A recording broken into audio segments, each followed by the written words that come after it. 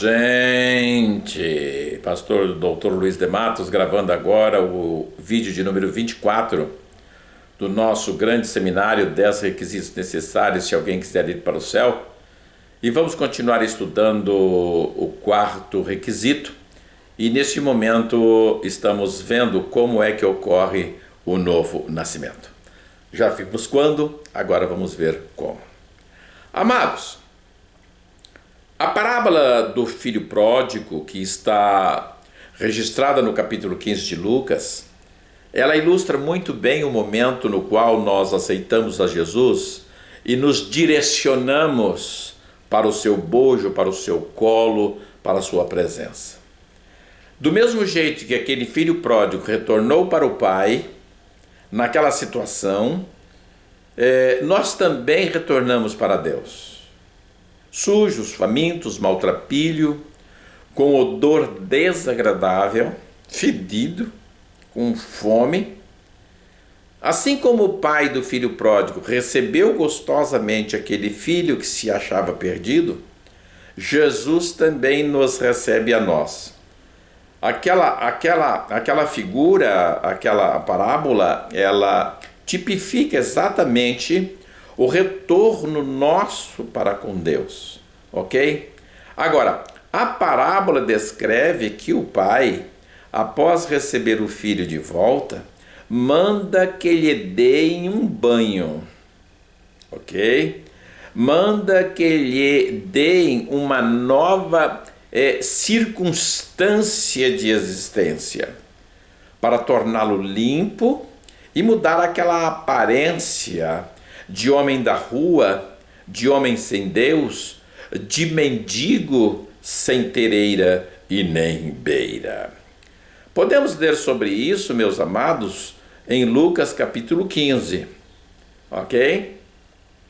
Quando a gente tenta retornar para Deus, exatamente como fez aquele filho pródigo retornando para a casa dos seus pais, Deus, fazendo o papel daquele pai, também nos recebe de braços abertos.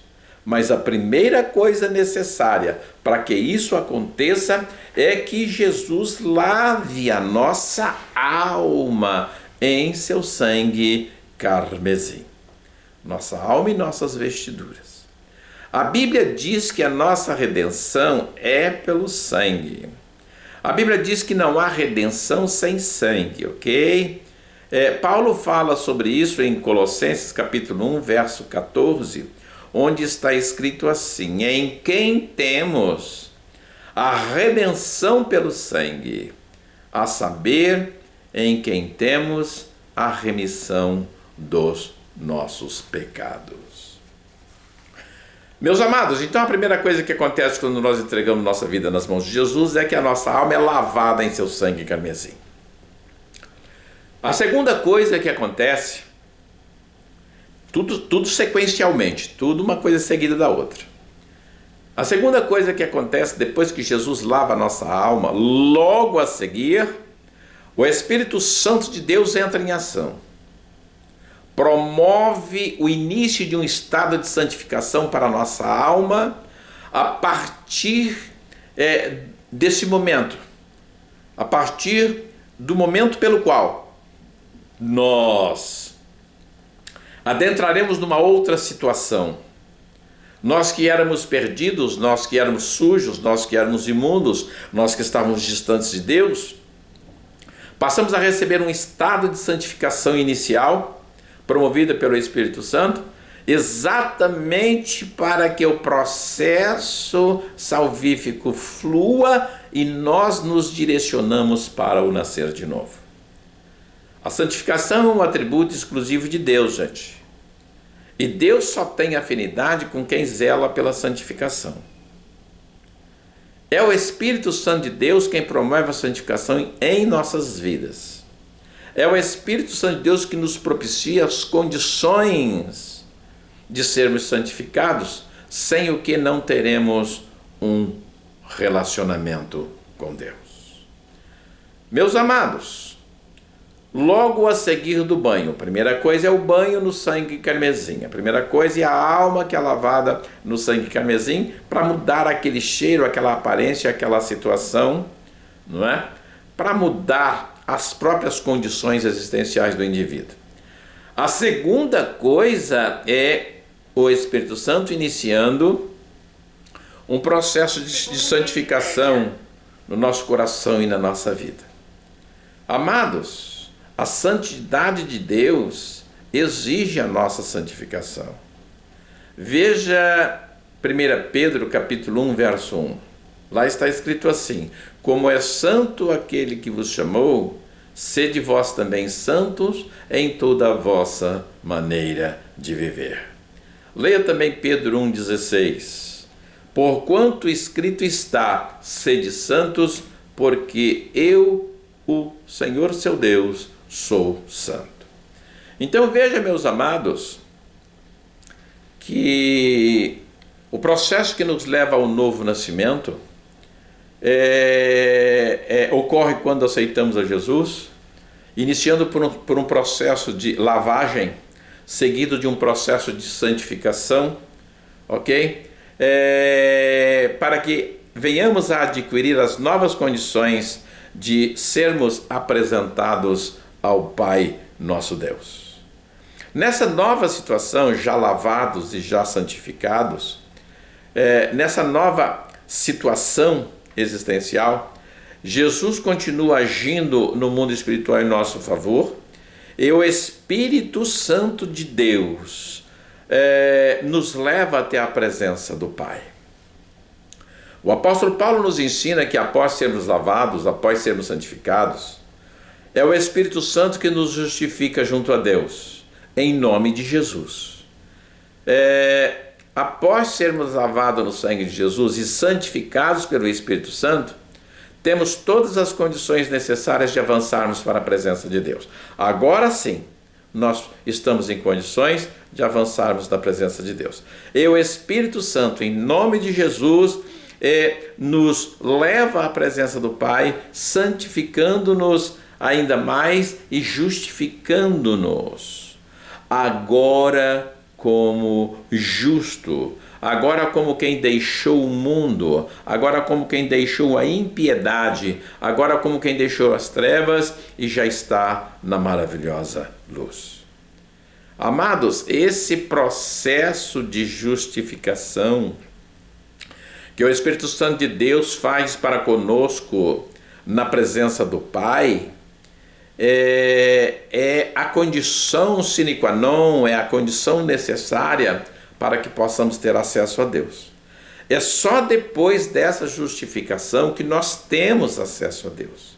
Amados, sem essa justificação, providenciada pelo Espírito Santo de Deus em nome de Jesus, não há nenhuma possibilidade de termos um relacionamento com Deus, ainda que distante, ainda que mínimo.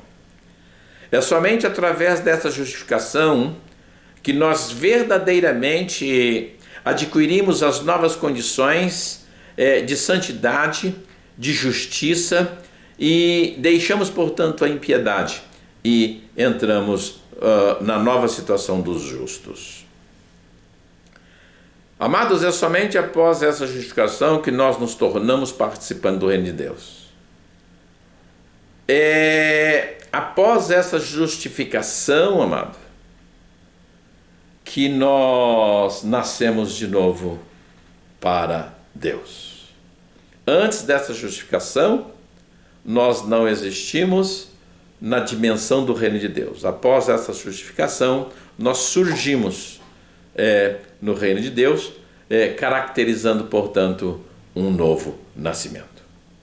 Amados, Tiago escreve sobre essa justificação na sua Epístola Universal, no verso 16 do capítulo 5, quando ele diz assim: a oração de um justo pode muito em seus efeitos. Observe, amado, que é a oração de um justo, não é a oração de qualquer pessoa, não é a oração de qualquer indivíduo, não é uma oração feita de qualquer jeito. A oração que tem poder, a oração que transforma, a oração que cura, a oração que salva o doente, é a oração feita por um justo.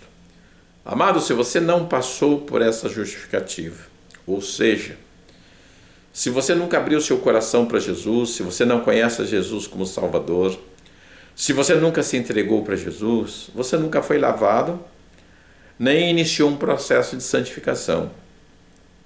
Se você não passou por isso, meu amado, você não foi justificado diante de Deus. Se não foi justificado diante de Deus, você não tem acesso a Deus. Você não tem como se relacionar com Deus.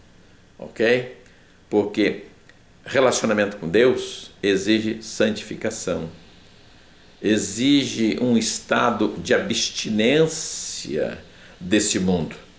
Porque a Bíblia diz que é impossível conviver com o mundo e com o reino da luz. É impossível ser amigo do mundo e ser amigo de Deus. Essa é a palavra, esse é o ensino. É assim as coisas, meus amados. Vamos ler o versículo inteiro de Tiago 5,16.